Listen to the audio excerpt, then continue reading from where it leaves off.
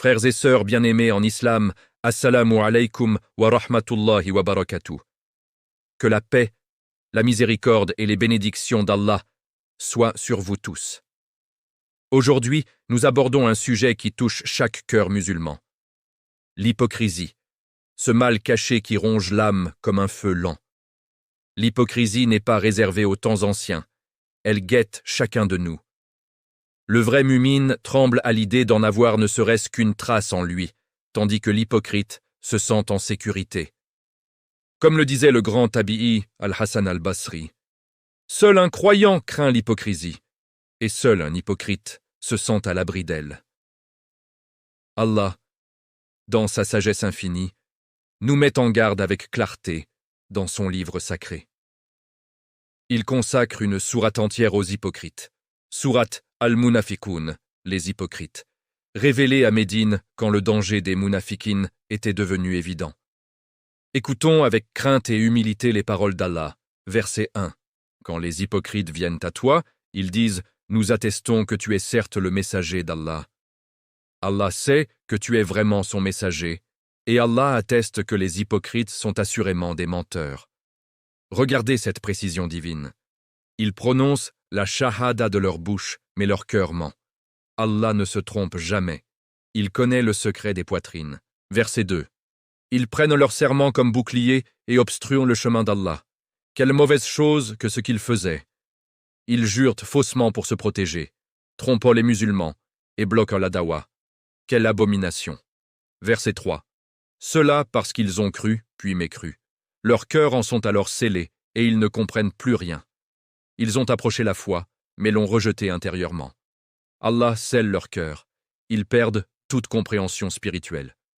Une leçon terrible pour nous. Persister dans le mal ferme le cœur. Verset 4.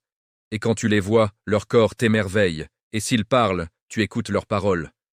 On dirait des poutres appuyées contre un mur. Ils pensent que tout cri est dirigé contre eux.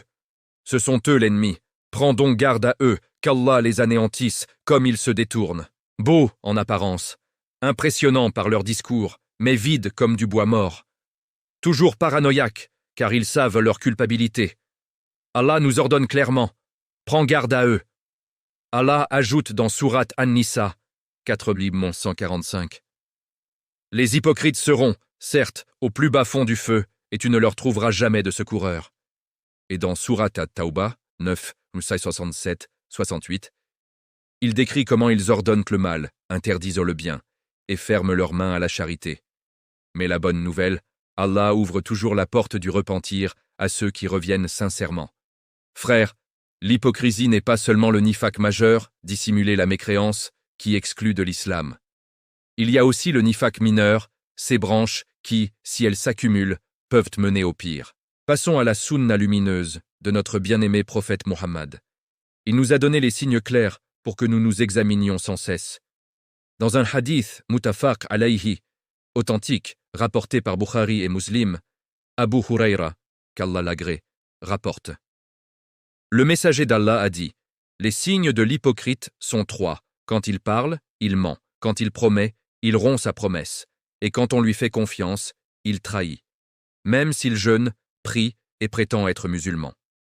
Une autre version authentique d'Abdullah ibn Amr, Bukhari et Muslim, ajoute 4 caractéristiques font de quelqu'un un hypocrite pur, et celui qui en possède une branche d'hypocrisie jusqu'à ce qu'il l'abandonne. Quand on lui confie un dépôt, il trahit. Quand il parle, il ment. Quand il conclut un pacte, il le viole. Et quand il dispute, il transgresse. Ces signes sont des miroirs pour nos âmes. Le mensonge habituel, même pour des petites choses ou des excuses. Rompre les promesses, dire « Inch'Allah » sans intention réelle. Trahir la confiance, un secret confié, un dépôt, une responsabilité au travail ou en famille. Transgresser dans les disputes, insulter, humilier, mentir pour avoir raison. Le prophète a aussi dit, dans un hadith rapporté par Jabir, authentifié par Al-Albani, 3 sont dans l'hypocrite. Quand il parle, il ment. Quand il promet, il rompt. Quand il est confié, il trahit. Dans la vie du prophète, nous voyons des exemples concrets. Le chef des hypocrites, à Médine, Abdullah ibn Ubay ibn Saloul, prononçait de beaux discours, jurait fidélité, mais complotait en secret. Il a propagé la calomnie contre notre mère Aïcha, l'incident de l'Ifka, a construit la mosquée de la nuisance, Masjid ad-Dirar, pour diviser les musulmans, et a dit « Quand nous reviendrons à Médine, le puissant en chassera le faible. » Sourate Al-Munafiqun, verset 8. Allah a révélé sa réalité et l'a humilié par ces versets. Le prophète, dans sa miséricorde, traitait ces hypocrites avec patience tant qu'ils ne montrèrent pas ouvertement leur mal, mais il nous a appris à nous méfier et à ne pas leur faire confiance aveuglément. Frères et sœurs, ces signes ne sont pas là pour juger les autres, mais pour nous corriger nous-mêmes. L'hypocrisie divise la Ummah, crée la méfiance, affaiblit notre lien avec Allah. Mais Allah est At-Tawwab, Al-Ghafour. Le repentir sincère efface tout. À ce moment précis du rappel, je vous invite du fond du cœur. Si ces versets et hadiths ont touché votre cœur, si vous sentez le besoin de plus de sincérité, alors likez la vidéo pour témoigner que vous choisissez la vérité. Abonnez-vous à la chaîne pour recevoir ces rappels qui purifient l'âme et partagez-la avec votre famille et vos amis. Cela pourrait être une cause de guidance pour quelqu'un et Allah multiplie la récompense. Qu'Allah vous en récompense abondamment. Comment nous protéger et guérir? Examiner notre cœur chaque jour, le matin et le soir, dire « Oh Allah, purifie mon cœur de l'hypocrisie, de la maladie et du doute. » Rechercher l'ikhlas total. Faire nos actes pour Allah seul, pas pour les likes, les compliments ou les apparences. Dire toujours la vérité, même si elle est amère, le prophète a promis que la vérité mène au bien et le bien mène au paradis. Tenir ses promesses et honorer la confiance en tout. Au travail, en mariage, avec les enfants, avec les frères en islam.